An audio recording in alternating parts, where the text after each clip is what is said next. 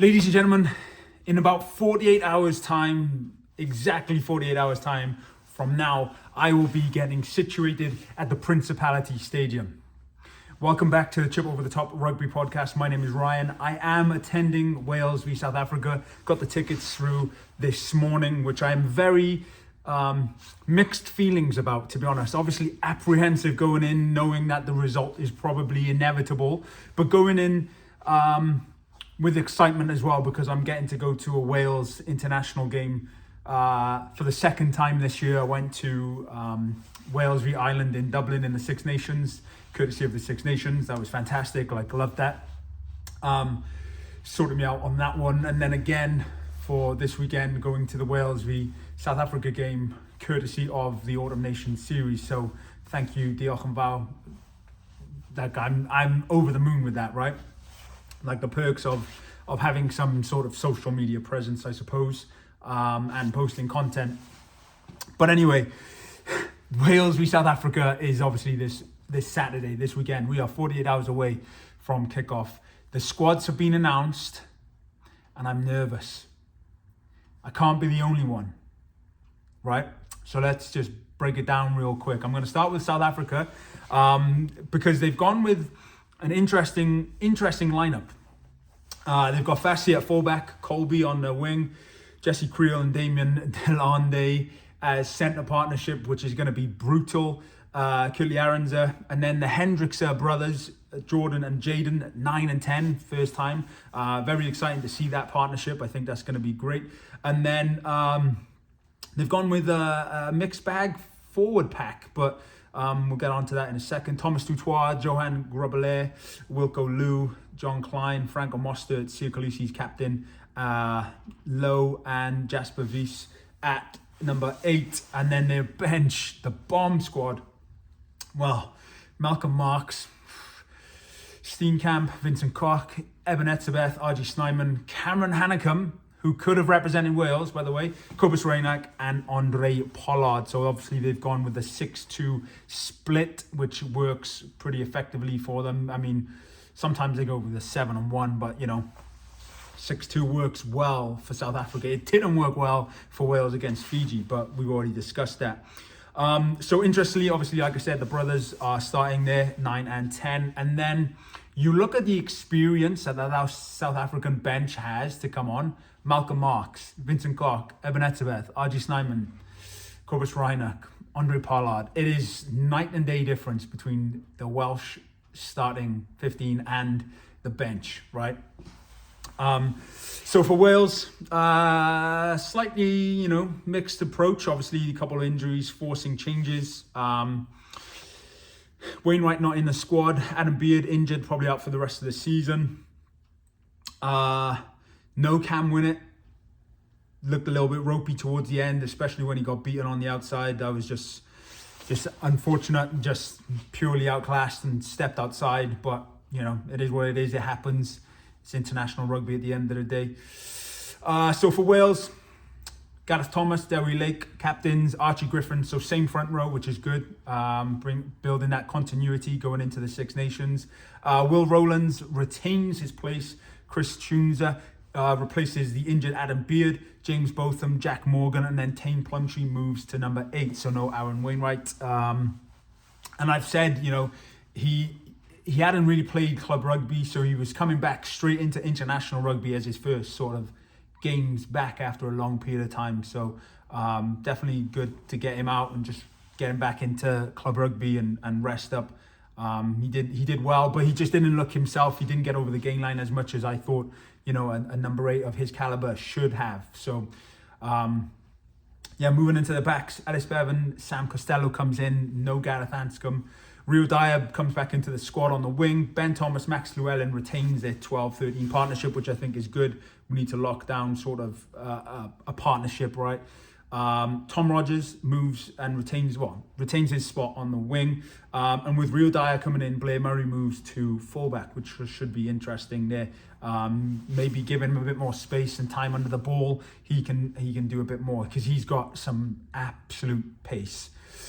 Replacements. And this is what I'm saying. You look at the replacements for the South Africa squad, and then you look at the replacements for Wales, right? So you got Ryan Elias, Nicky Smith, Q Nazarati. A decent little front row partnership coming on there, but like with the throwing and the lineouts, not sure Ryan Elias is the man. Like I would have always brought in Liam Belcher for Cardiff or someone else, right? Or is this a game where you just give Evan Lloyd a shot? Because he hasn't been featured. And then interestingly, Freddie Thomas is going to come into the squad. Now, this is where I'm like, why in this game? I thought, if the perfect game would have been Fiji, right, throw him in. Because for Gloucester, he's decent, right? But from club rugby to international rugby, Freddie Thomas is undersized for a second row, really. He's more of a back rower build, if you look at it. Because he's going to come on, probably for Tunza, I would imagine, or Will Rowlands. Or there's going to be a shift and maybe, I don't know what will happen, but he's a little bit undersized. And you look at Etzebeth and RG Snyman, when they come on, and then you've still got Freddie Thomas. Yeah, he's young, I get it. But you're not going to grow a couple more inches. Bulking an extra 10 kilos is probably going to be difficult immediately. I mean, it's not impossible, but maybe takes away from a few other areas. But yeah, I would have gone with, personally, I would have liked to have seen Teddy Williams because he's got a little bit more size about him and he's done decent at Cardiff. So not to see him featured is a little bit disappointing, but there we go. And then obviously Tommy Raphael there.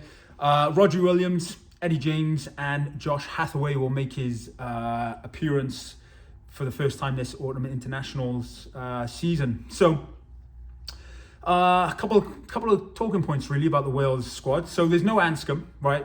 You lose 31 caps there, 30-ish caps there.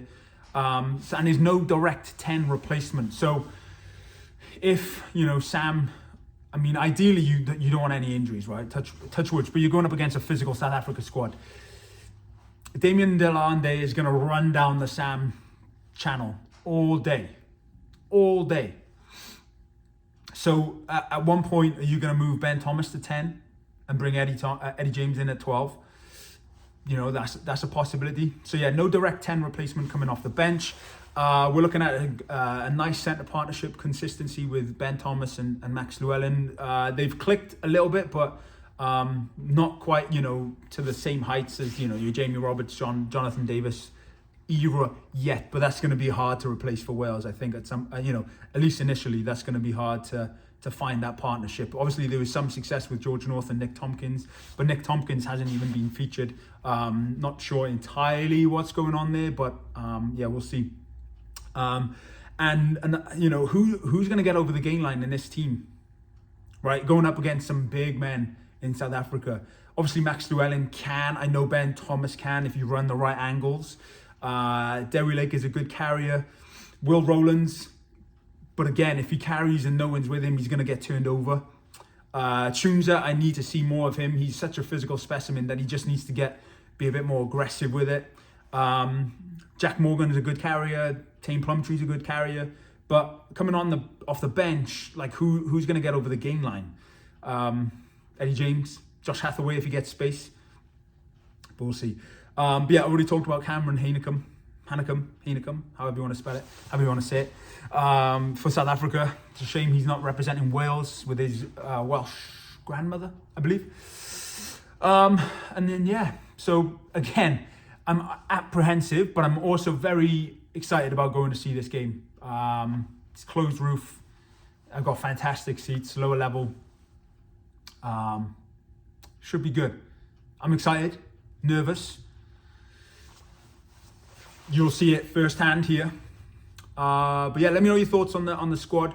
I don't want to touch too much upon like what's happening on the outside of that at the moment in terms of Gatland's future or what have you. But yeah, it's weird because, I mean, let's just quickly look at this. You look at the players who are unavailable for Wales, who would probably already get into the squad. I mean, not necessarily get into this squad, but maybe feature at some point. You have, so here's a plane flying over. Andrews Air Force Base is about an hour away, so Usually you get fighter jets flying over at some point. But yeah, like Mackenzie Martin, for example, I know he's injured. Alex Mann coming back from injury. So those are two big ball carriers right there. And then there's a whole like Joe Hawkins debate still. Like he needs to get into the squad. He needs to get back to Wales to really, because we miss a physical sort of 10, 12, right?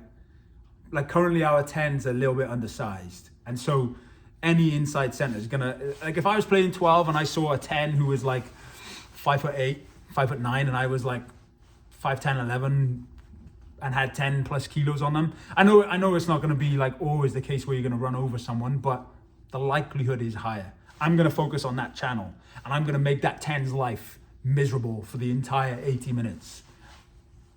But yeah, there we go. That's just the way we're at right now. Let me know your thoughts. All the good stuff. Video a thumbs up, subscribe for more content, and I will give you a first-hand reaction post-game live from the Principality Stadium, aka the Millennium Stadium in Cardiff on Saturday afternoon / early evening. Catch you in the next one.